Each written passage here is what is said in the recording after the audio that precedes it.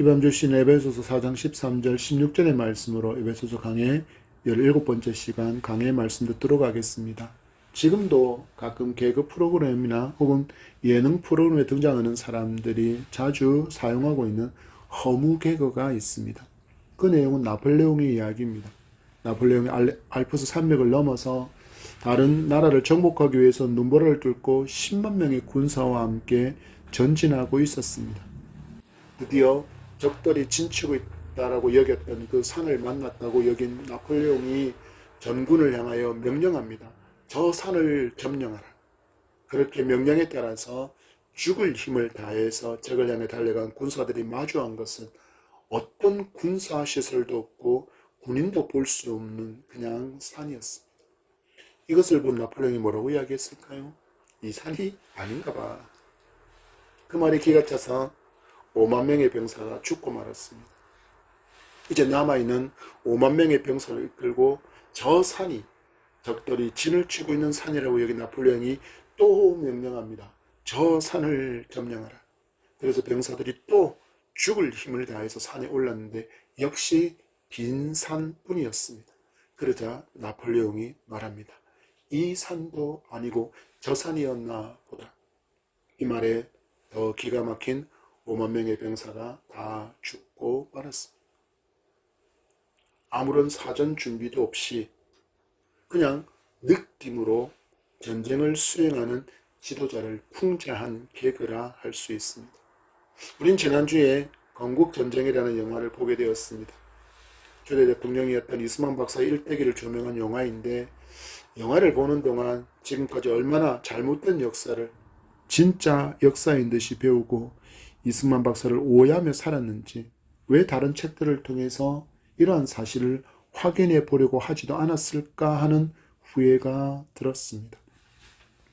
영화에 등장하는 장면 중에 이승만 대통령을 폄하한 내용이 담긴 영화가 하나 등장했습니다. 바로 웰컴 투 동막골이라는 이름의 영화인데 영화 장면 속에 보면 한강철교를 이승만 대통령이 자기만 살 길을 찾기 위해서 한강철교를 폭파하라는 명령을 내렸고 그로 인해서 800명의 안타까운 민간인과 군인과 경찰이 죽었다는 전혀 증명되지 않은 카드라라는 소식을 바탕으로 마치 이것이 사실인 듯처럼 그렇게 조롱하는 한 배우의 대사가 이어지고 있었습니다. 그때는 몰랐습니다. 그때는 그냥 웃으면서 본 영화였는데 건국전쟁을 보고 난 후에 영화의 장면을 보면서 웃었던 제가 너무나도 한심하게 여겨졌습니다. 우리나라의 역사의 실상이 이러하다라는 것입니다. 여러분, 우리가 진실을 제대로 알지 못하면 조작되고 왜곡된 것들을 진실처럼 여기며 살아갈 때가 너무나도 많다는 것을 조심해야 합니다. 교수와 학자들이 제일 힘들어하는 학생이 있습니다. 해당 분야에 관해서 한 사람이 쓴 책 딱 한 권만을 읽고 따져 묻는 학생이 바로 그 학생입니다. 다른 사람의 견해에 대해서는 일절 수용하려고 하지도 않고 자기가 읽은 책의 내용만을 가지고 이것만이 진실이다라고 전제하고 그가 질문을 하니 아무리 좋은 답을 해줘도 인정하려고 하지 않기 때문이라는 것입니다. 신앙생활은 그런 점에서 더 주의하고 조심해야 합니다. 신학은 흔한 말로 귀에 걸면 귀걸이, 코에 걸면 코걸이처럼 바라보는 위치에 따라서 견해를 달리할 수 있기 때문입니다. 그리고 성경 역시 마찬가지입니다. 예언적인 성경 혹은 비와 상징으로 된 성경을 다양한 기준으로 해석하게 되고 어떤 목사에게서 가르침을 받느냐에 따라서 그 말씀에 대한 다른 견해를 가질 수 있습니다. 그래서 성도는 늘 균형 잡힌 성경관을 가지기 위해서 연구하는 삶을 살아야 합니다. 성경을 연구하는 것은 목회자의 몫이 아니라는 것을 여러분 기억하셔야 합니다. 목회자만 성경을 연구하는 사람이 되어서는 안 된다라는 것입니다. 바울이 에베소 교회 성도들에게 보낸 편지를 통해서 우리가 성도된 이유와 목적을 분명하게 알려주고 있음을 우리는 계속해서 보고 있습니다. 우리는 주신 교훈의 말씀을 바르게 알고 또한 바른 믿음의 길을 걸어갈 수 있는 그런 우리가 되기를 축복합니다. 에베소서를 읽을 때 성도가 가져야 할 질문이 있다고 말씀드렸는데 혹시 기억하십니까? 그것은 나는 왜 여기에 있는가라고 질문해야 한다는 것입니다. 왜냐하면 에베소서의 말씀이 이 질문에 대해서 답을 주는 성경이기 때문입니다.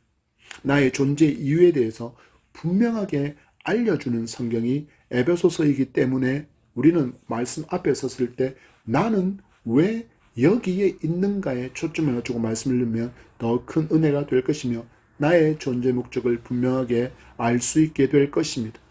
이방인 성도였던 에베소 사람들에게 복음이 전해진 그 이유, 그리고 그들이 이방신을 섬기는 우상의 도성 안에서 유대에서 생겨난 기독교 예수 그리스도를 구주로 믿게 된 것에는 분명한 목적이 있다는 것을 바울이 알려주고 있습니다.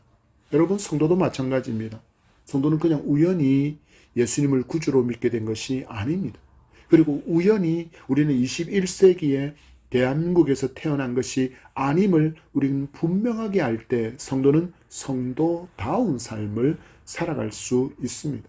나는 왜 여기에 있는가에 대한 분명한 답을 가진 인생은 요동하지 않는 인생을 살아갈 수 있기 때문입니다. 왜 청년들을 방황하는 세대라고 부릅니까? 그들에게 있어서 인생의 항로가 정확하게 정해지지 못했기 때문입니다. 그렇다면 어른들은 방황하지 않습니까? 아니요. 어른들도 방황합니다. 인생에 있어서 자신의 소명과 자신의 목적을 모르고 살아가는 인생들은 이것이 목적인가? 저것이 목적인가? 그래서 무언가를 많이 가지려고 하고 혹은 어떤 권세와 명성을 얻으려고 하고 혹은 이성을 많이 거느리려고 하려는, 그리고 또 많은 자동차를 수집하고 비싼 차를 수집하고 비싼 명품을 수집함으로 내 존재의 가치를 인정받으려고 하는 많은 노력을 하는 이유가 무엇입니까? 내가 존재하는 이유를 정확하게 모르기 때문에 그것으로 자신의 가치를 인정받으려고 하는 어리석은 노력의 모습일 뿐이라는 것입니다. 바울은 지난 시간에 에베소 성도와 우리에게 말씀했습니다. 성도를 온전하게 하며 봉사의 일을 하게 하며 그리스도의 몸을 세우려 하심이라. 이것이 바로 성도가 지금 이 시대를 살아가고 있는 존재의 이유라는 것입니다. 다른 말로 우리를 부르신 소명이라는 것입니다. 여러분, 얼마나 많은 교회가 무너지고 있습니까? 얼마나 많은 교회가 문을 닫고 있습니까? 교회에서 어린아이들의 울음소리도 웃음소리도 이제는 들리지 않는 교회가 너무 많습니다. 교회마다 노년층의 비율이 점점 높아지고 있습니다. 마치 몇십 년 전에 서구의 교회의 모습과 같아지고 있습니다. 여러분, 지금 서구의 교회가 어떻습니까? 교회 건물은 몇천 명을 수용할 수 있는 규모지만 몇십 명이 모여서 예배합니다. 운영이 안 되니 목회자가 국가에서 월급을 받기도 합니다. 이제는 이것도 어려워서 예배당이 우상의 종교단체, 그리고 카페로, 술집으로, 미용실로, 공연장으로, 나이트클럽으로도 팔려나가고 있습니다. 왜 이런 일이 일어났습니까? 성도가 시대적인 소명을 감당하지 못했기 때문입니다. 여러분, 에베소서의 말씀이 서구 교회가 무너진 뒤에 주신 말씀입니까? 아닙니다, 여러분. 무려 2000년 전에 우리에게 주신 말씀입니다. 하나님은 이 시대를 보셨습니다. 그래서 경고하신 것입니다. 성도가 이러한 소명을 위해서 성도로 불러주셨다는 것을 깨달아 알고 순종하며 살아서 그리스도의 몸인 교회를 세워가기를 하나님은 기대하시고 원하셨는데, 교회가, 성도가 이 말씀을 제대로 알지 못했고 순종하지 못한 결과가 무엇이라고요? 바로 우리가 마주한 이 참담한 교회의 현실입니다. 어찌해야 합니까? 이제 이 진리를 알게 된 우리가 회개하고 회복을 부르짖고 갱신하며 개혁을 이루어가기를 힘써야 합니다. 이것이 이 시대를 살고 있는 성도의 소명임을 명심하고 또 명심하기를 바랍니다. 이 소명의 삶을 살기 위해서 성도에게 반드시 필요한 것이 있다라는 것을 바울이 알려주고 있습니다. 13절의 말씀입니다. 시작. 우리가 다 하나님의 아들을 믿는 것과 아는 일에 하나가 되어 온전한 사람을 이루어 그리스도의 장성한 분량이 충만한 데까지 이르리니 아멘. 먼저 성도 모두가 하나님의 아들이신 예수님을 믿는 것과 예수님을 아는 일, 하나님의 말씀을 아는 일에 하나가 되라고 말씀하고 있습니다. 여러분 고민해 보십시오. 왜 바울은 에베소 성도들에게 편지하면서 다 하나님의 아들을 믿는 것과 아는 일에 하나가 되라고 권면하고 있는 것일까요? 성도면 교회를 다니고 있는 사람인데, 성도면 예수님을 믿는다고 말하는 사람들인 그들에게 바울이 편지하면서 왜 예수님을 믿는 것과 하나님을 아는 일에 하나가 되라고 권면하는 것일까요?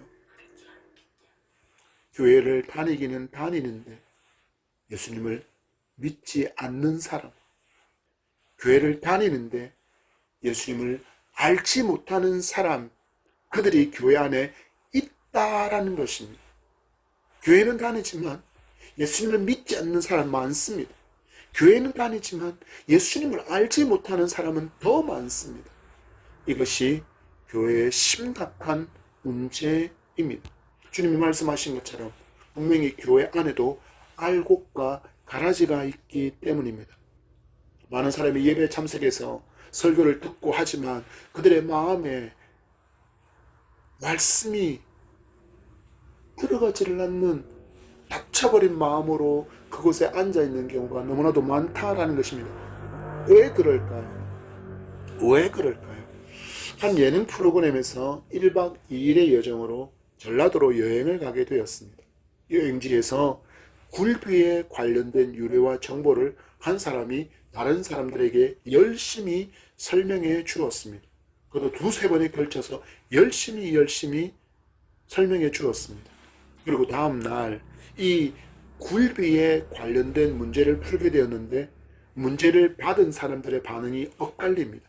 몇몇은 아는 문제가 나왔다 그래서 밝은 얼굴이 되었고, 어떤 사람들은 이게 뭔 소린가 하면서 어두운 얼굴이 되었습니다. 분명히 전날에 한 멤버가 그렇게 열심히 굴비의 유래를 두세 번에 걸쳐서 설명해 주었지만 그 자리에 있던 몇몇의 멤버는 흘려들었고, 그리고 나머지는 새겨들었기 때문입니다. 여러분, 예배 자리에 앉아 있지만 어떤 사람은 설교가 귀에 들려서 마음에 새겨지고, 어떤 사람들은 흘려 듣고는 예배 자리를 떠나가 버립니다. 그래서 바울이 교회를 다니고 있는 사람들인 에베소 성도에게 말씀합니다. 예수님을 믿는 것과 아는 일에 하나가 되라고 권면한 이유가 바로 여기에 있는 것입니다. 여러분은 진지한테 질문합니다. 여러분은 진정 예수님을 믿으십니까? 그리고 예수님을 알기 위해서 많이 노력하고 있습니까? 하나님의 말씀에 따라서 우리 모두가 이 예수님을 믿는 일과 아는 일에 하나가 되기를 축복합니다. 그때 우리를 통해서 믿음의 놀라운 역사가 강력하게 일어나게 될 줄 믿습니다. 그리스도의 장성한 분량이 충만한 데까지 이르는 온전한 사람을 이루는 길이기 때문에 성도는 예수님을 믿는 일과 아는 일에 하나가 되어야 한다라는 것입니다. 참으로 안타까운 일이지만 지금까지 많은 교회가 가짜 성도를 양산해 온 것이 사실입니다. 여러분, 세례받을 때 세례문답을 하셨을 것입니다. 세례문답의 제일 처음 질문이 그렇습니다. 인간의 제일 되는 목적이 무엇입니까? 하나님을 영화롭게 하는 것과 그분을 영원토록 즐거워하는 것이 인간의 창조된 존재의 목적이라고 우리는 그렇게 고백을 합니다. 여러분, 그때 그런 세례문답의 문항들이 진정 믿어지셨습니까? 진정 믿어진 상태에서 세례식에 참석하셨습니까? 많은 경우는 그렇지 않다라고 대답할 것입니다. 예수님이 나를 위해서 대속의 은총을 베풀어 주시려고 십자가에서 죽으신 그 은혜의 참된 의미를 제대로 알지 못했습니다. 내가 거룩하신 하나님 앞에서 감히 설 수도 없는 얼마나 추악한 죄인이라는 그 인식도 신앙 고백도 참회의 눈물도 없었습니다. 그런데 며칠 혹은 몇 주간에 걸친 세례 교육을 받았다는 이유로 세례 문답을 끝내고 영접 기도를 하고 구원을 선포하고 주일에 세례식을 한 후 목사가 선포합니다. 본교의 세례 교인이 되었음을 성부와 성자와 성령의 이름으로 선언하노라. 그런데 여러분, 이렇게 세례를 받은 분이 그 다음부터 교회를 출석하지 않습니다. 아무리 신방을 해도 교회 오려고 하지 않습니다. 그런데 이런 사람은 스스로 말합니다. 나 교회 가서 세례 받았어. 나 구원 받았어. 저도 이런 분이 구원을 받았다, 구원을 받지 못했다, 감히 판단하지 못합니다. 왜입니까? 구원은 전적으로 하나님의 은혜이고 하나님께서 주시는 선물이기 때문입니다. 그러나 성경이 말씀하는 것으로 그들을 판단할 수는 있습니다. 야고보서 2장 14절의 말씀입니다. 내 형제들아, 만일 사람이 믿음이 있노라 하고 행함이 없으면 무슨 유익이 있으리요? 그 믿음이 능히 자기를 구원하겠느냐? 야고보 사도는 말하기를 믿음이 있는데 행함이 없어? 그러면 그 믿음이라고 말하는 그것으로 자기를 구원할 수 없어 라고 이야기하고 있습니다. 무슨 말입니까? 교회 출석과 세례를 마치 구원의 근거처럼 여기는 사람들이 말하는 것을 들어보십시오. 나 구원받았는데? 나 믿음 있는데? 이렇게 말하는 이들에게 야고보 사도가 대놓고 묻습니다. 너 믿음이 있다고? 그러면 마땅히 예수님의 말씀을 따르는 순종이 있어야 하는데 그런 순종의 행함이 없으면 믿음이 있다고 말하는 것이 무슨 유익이 있으리요? 그 믿음이 능히 자기를 구원하겠느냐? 한마디로 그런 믿음으로는 구원받지 못한다라는 것입니다. 여러분 예수님의 음성도 들어보시기 바랍니다. 마태복음 12장 33절 말씀에 나무도 좋고 열매도 좋다 하든지 나무도 좋지 않고 열매도 좋지 않다 하든지 알아. 그 열매로 나무를 아느니라. 아멘. 열매가 그 사람이 어떤 나무인지를 드러낸다라고 말씀하고 있습니다.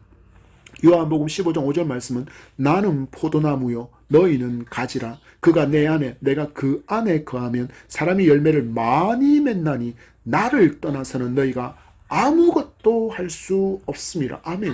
여러분 주님께 접붙어 있는 성도라면 열매를 많이 맺게 되어 있다라고 주님 말씀하십니다. 왜입니까?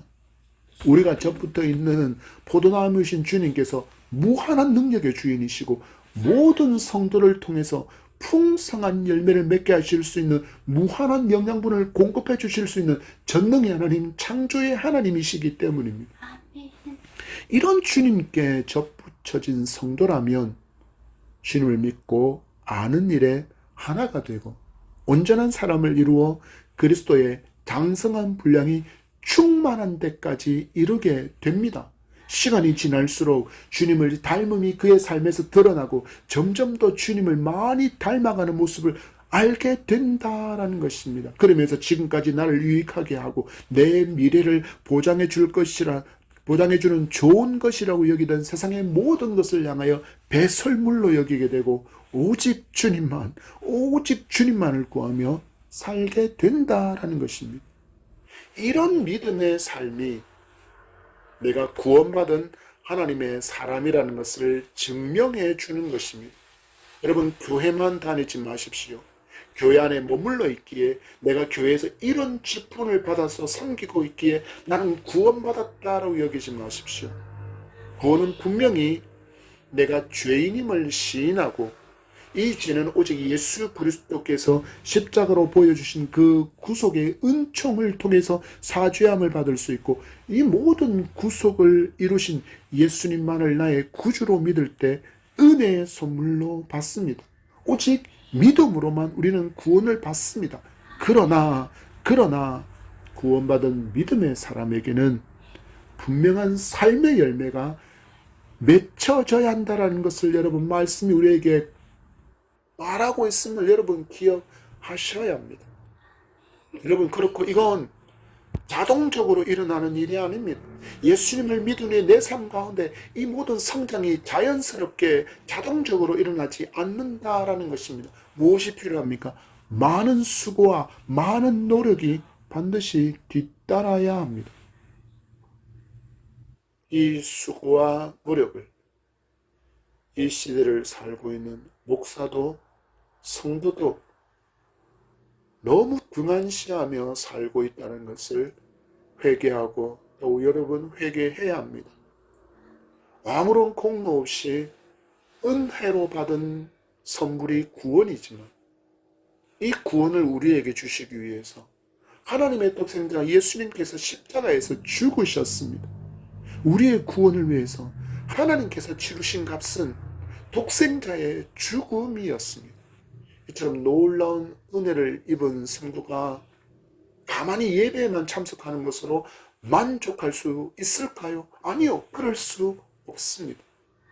바울처럼 살아도 주를 위해, 죽어도 주를 위해서 살아가는 삶의 대전환이 일어나야 하는 것입니다. 바른 믿음을 위해서 우리가 그리스도의 장성한 분량이 충만한 데까지 이르러야 하는 이유를 바울이 우리에게 알려줍니다. 14절의 말씀입니다. 시작. 이는 우리가 이제부터 어린아이가 되지 아니하여 사람의 속임수와 간사한 유혹에 빠져 온갖 교훈의 풍조에 밀려 요동하지 않게 하려 함이라. 아멘. 바울은 분명히 이야기합니다. 너희들은 왜 장성한 믿음의 분량에 충만한 데까지 이르러야 하느냐? 영적인 어린아이로 머물러 있는 것을 하나님께서 원하지 않으시기 때문입니다. 여러분, 영적인 어린아이의 특징이 뭔 줄 아십니까? 늘 이렇게 찬양합니다. 당신은 사랑받기 위해 태어난 사람. 나를 향해서 다른 사람들이 끊임없이 당신은 사랑받기 위해 태어난 사람, 사랑받기 위해 태어난 사람, 사랑받기 위해서 태어난 사람이라고 그렇게 노래하며 늘 사랑받기만을 원한다라는 것입니다. 그러나 이건 미성숙한 성도의 모습입니다. 성숙한 성도는 예수님을 믿고 아는 일에 자람이 있어야 합니다. 그리고 자라게 되면 나는 주님의 그 사랑 전하기 위해 주님께서 택하신 사람이라는 신앙의 고백으로 성장함이 뒤따른다라는 것을 기억해야 합니다. 그래야만 그 어린아이의 신앙에서 벗어나야만 사람의 속임수, 간사한 유혹에 빠지지 않을 수 있고 온갖 교훈의 풍조에 밀려 요동하지 않는 삶을 살아갈 수 있다라고 바울은 이야기합니다. 여러분, 이 시대를 보십시오. 얼마나 아름다운 것처럼 포장된 더럽고 추악한 것들이 넘쳐납니까? 여러분, 평등이라는 단어가 있습니다. 얼마나 좋은 말입니까? 얼마나 아름다운 말입니까? 그런데 이 단어 앞에 성을 붙여버리면 그 뜻이 이상해집니다. 성평등. 여러분, 남녀평등 좋은 의미이고 성경적인 의미가 아닌가요? 라고 하실지 모르지만 여러분, 평등이 역할까지 뒤집을 수 없고 또한 많은 사람이 외치는 성평등은 게이와 레즈비언 그리고 성정체성의 혼란을 성전환으로 바른 정체성을 갖게 되었다고 말하는 그 트랜스젠더까지 존중해야 한다는 의미를 내포하고 있기 때문에 이것은 포장된 속임수라는 것을 여러분 분명히 아셔야 합니다. 하나님은 남자를 먼저 흙으로 지으셨고 그 남자를 잠들게 하신 후에 갈빗대 하나를 취해서 여자를 만드셨습니다. 이것이 하나님께서 만드신 질서입니다. 성도는 이것을 믿어야 합니다. 그리고 자녀들에게 바른 하나님의 가치를 가르쳐 줄 수 있어야 합니다. 여러분, 교회에서 1시간 주일학교 학생의 청년 예배를 통해서 배우는 것으로 모든 진리를 알게 될까요? 주일에 2번 정도 드리는 예배를 통해서 모든 진리를 배우고 알 수 있습니까? 그렇지 않습니다. 그러면 어디로 이것이 연장되어야 합니까? 가정에서 그 바통을 이어받아서 바른 신앙 교육이 반드시 이어져야 합니다. 그래야 바른 부모, 바른 자녀로 하나님께서 기뻐하시는 가정을 만들 수 있습니다. 지금까지 한국교회가 너무나도 많은 가정이 이렇게 내 자녀 교육에, 내 자녀의 신앙 교육에 무관심한 채 살아왔다는 것을 반드시 회개해야 합니다. 자녀 신앙의 교육의 책임이 부모에게 있음을 외면해 왔음을 회개합시다. 그리고 이제부터 회복하는 저와 여러분이기를 소망합니다. 그리고 이어지는 것이 무엇입니까? 간사한 유혹입니다. 우리를 속이는 자들이 여러분 얼마나 교활한지를 알려주고 있는 것입니다. 여러분 창세기 기록을 돌아보겠습니다. 하나님께서 먹으면 반드시 죽으리라고 하신 말씀을 사탄이 어떻게 교활하게 간사하게 유혹했는지 창세기 3장이 그 장면을 아주 상세하게 알려주고 있습니다. 창세기 3장 4절 말씀에 뱀이 여자에게 이르되 너희가 결코 죽지 아니하리라. 그리고 5절 말씀에 너희가 그것을 먹는 한에는 너희 눈이 밝아져 하나님과 같이 되어 선악을 알 줄 하나님이 아심이니라. 아멘. 하나님은 분명히 말씀하시기를 너희들이 선악을 알게 하는 열매를 먹는다. 그러면 너희들 반드시 죽는다라고 말씀했는데 사탄은 이야기합니다. 결코 죽지 아니하리라. 그리고 선악과를 먹으면 하나님처럼 된다라는 간사한 유혹을 날렸습니다. 그 결과가 무엇입니까? 우리가 잘 아는 것처럼 타락입니다. 불순종의 죄를 지음으로 말미암아 인간은 타락하고 말았습니다.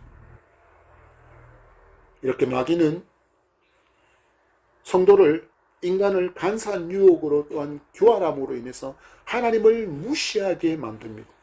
그리고 하나님에게서 떠나가게 만들어버립니다. 그러나 여러분 기억하시기 바랍니다. 그 이후에 대해서는 아무런 책임도 지지 않습니다. 오직 지옥된 백성으로 좋아할 뿐입니다. 이 시대의 유혹도 마찬가지입니다. 하나님을 떠나면, 기독교 신앙을 버리면, 예배하지 않으면 더 좋은 세상, 더 멋진 인간에게 모든 자유가 주어진 세상이 펼쳐질 것이라고 간사한 사상을 전파하고 있지만 그 사상을 덥석하고 잡아서 먹으면 자유가 아니라 더 많은 염려와 고민, 비교로 고통당하게 됩니다. 많은 사람들이 유혹합니다. 세상살이가 너무 힘들고 너무 고통스러운데 당장 내가 코앞에 먹고 사는 문제가 있는데 신앙이 다 무슨 소용이냐고, 하나님이 다 무슨 소용이냐고 굉장히 우리를 위하는 듯한 말을 하면서 신앙에서 떠나가게 만들어버리지만 역시 그들은 그 후에 비참한 삶에 대해서는 전혀 말하지 않고 알려주지도 않습니다. 여러분 그들이 말하지 않은 것이 무엇입니까? 믿음이 없으면, 하나님을 떠나버리면, 예수님을 부인하면 지옥 간다라는 것입니다. 영원한 고통의 처소로 떨어지게 된다는 것을 그들은 결코 말하지 않습니다. 결코 거기서 벗어나지 못합니다. 여러분 속지 마시기 바랍니다. 이처럼 우리 주변에 가득한 사람의 속임수, 간사한 유혹, 온갖 교훈의 풍조에 밀려 요동하지 않기 위해서 성도는 무엇을 힘써야 합니까? 13절의 말씀과 같이 예수님을 믿는 것과 아는 일에 하나가 되기를 힘쓰고 또한 그리스도의 장성한 분량에 충만한 데까지 이르는 믿음의 수고, 말씀을 잘 먹고 깨어서 기도해야 합니다. 그리고 이 모든 것의 바탕에 사랑이 있어야 함을 성도는 결코 잊지 말아야 합니다. 바로 하나님 사랑과 이웃 사랑이 우리의 믿음의 바탕이 되어야 한다는 것입니다. 15절의 말씀입니다. 시작. 오직 사랑 안에서 참된 것을 하여 범사에 그에게까지 자랄지라. 그는 머리니 곧 그리스도라. 아멘. 바울은 권면합니다. 오직 사랑 안에서. 여러분 진리와 사랑은 뗄 수 없습니다. 진리만 구하면 냉랭한 가슴이 되기 때문입니다. 대표적인 인물들이 바로 바리새인들 그리고 유대의 종교 지도자들이 그랬습니다. 그들은 진리만 구하는 자들이라 말씀을 칼처럼 사용해서 백성들을 판결하고 백성들을 정죄하기만 분주한 삶을 살았습니다.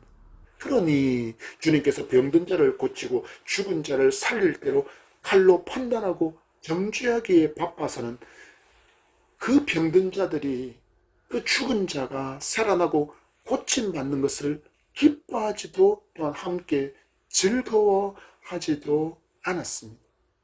왜요? 그들의 가슴에 뭐가 빠졌기 때문에?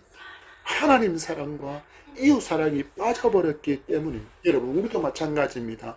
성경을 아는데 우리에게 하나님 사랑이 없으면, 이웃 사랑이 없으면 다른 누군가를 정죄하기에 바쁠 뿐입니다. 예배 시간에 저 사람 왜 넣었지? 예배 시간에 저 사람 왜 저래? 이 말씀을 지금 저 집사가 들어야 되는데 오늘 안 왔네. 여러분, 우리 주님이 우리를 향하여서 이렇게 하지 않으셨다는 것을 기억하십시오. 이처럼 사랑하셔서 나를 대신해서 십자가에서 죽으신 분입니다. 우리 모두가 사랑 안에서 진리를 실천하는 삶으로 교회의 머리이신 주님에게까지 자라는 아름다운 성장이 있기를 축복합니다. 그때 통일되고 하나된 교회로 힘을 내어서 하나님의 놀라운 역사를 이루어가는 복음의 통로와 축복의 그릇으로 사용되는 저와 여러분이, 그리고 예담한 교회가 될 줄 믿습니다. 이렇게 살아갈 때 우리의 영혼이 춤을 추는 기쁨을 얻게 됨을 믿으시기 바랍니다. 16절의 말씀입니다. 시작.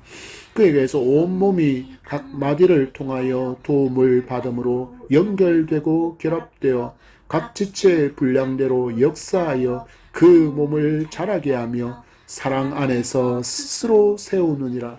아멘. 여러분, 이러한 믿음의 삶을 살아갈 때 우리의 신앙생활이 얼마나 즐겁고 기쁘겠습니까? 말씀합니다. 온몸이 각 마디를 통하여 도움을 받음으로 연결되고 결합되어 각 지체의 분량대로 역사하는 역사가 일어난다라고 말씀합니다. 한마디로 통일과 연합의 역사가 교회 가운데 일어나게 된다는 것입니다. 남을 나보다 더 귀하게 여기는 성숙이 일어나게 된다는 것입니다. 여러분, 교회를 둘러보십시오. 교회는 각각의 역할을 감당하는 각 지체로 구성되어 있습니다. 머리이신 주님을 아래로 각각의 역할을 감당하는 많은 성도가 있습니다. 누구 하나 불필요한 존재가 없습니다. 여러분, 많은 사람들이 생각합니다. 나는 육신이 연약하기 때문에, 나는 정신적으로 연약하기 때문에, 나는 많은 물질로 섬기지 못하기 때문에 나는 교회에 불필요한 존재라고 생각하고 계시다면 오늘 주님의 말씀을 주목해 보십시오. 어디에 그렇다라고 기록하고 있습니까? 11조를 못하면 무능한 성도입니까? 감사원금 드리지 못하면 무능한 성도입니까? 성경 못하고 구제원금 못하고 장학금 못하면 나는 정말 무능하고 교회에 불필요한 성도냐 말입니다. 왜 그렇게 생각하게 되었을까요? 여러분, 주님의 말씀을 다시 보십시오. 어디에도 그런 기록은 없습니다. 오히려 온몸이 각 마디를 통하여 도움을 받는다라고 말씀하고 있습니다. 그래서 우리가 서로를 바라볼 때 서로를 귀히 여겨야 합니다. 교회에 독불 장군은 없습니다. 오직 머리이신 주님 안에 모든 성도들의 연합만이 있을 뿐입니다. 이를 위해서 성도는 서로 뜨겁게 사랑하며 서로를 세워주고, 이를 통해서 주님의 몸인 교회가 든든히 세워지도록 힘써 수고함이 있어야 할 것입니다. 여러분, 믿음은 은혜로 얻지만 구원의 여정은 치열한 전쟁이기 때문에 우리 모두가 존재한다는 것을 기억하셔야 합니다. 여러분, 이 믿음의 여정은 혼자 가는 것이지만 또한 함께 가는 것임을 분명히 기억하셔야 합니다. 그리고 함께 가는 서로를 축복하고 사랑하는 그런 우리가 되기를 축복합니다. 말씀을 맺습니다. 바울은 에베소 성도들에게 왜 지금 이 땅에 나는 살고 있는가? 나는 왜 지금 이 땅에서 성도가 되었는가에 대한 답을 줍니다. 그리스도의 몸인 교회를 더 든든히 세워가는 통일과 순결, 그리고 연합을 위해서 나는 지금 성도가 되었다라고 바울은 선언하고 있습니다. 그래서 성도는 교회 연합과 순결, 통일을 깨뜨리는 자리에 서는 것이 하나님의 말씀을 정면에 서서 하나님을 정면으로 거부하고 있는 것임을 분명히 알고 기억해야 합니다. 절대로 그 자리에 서지 않는 여러분이기를 바랍니다.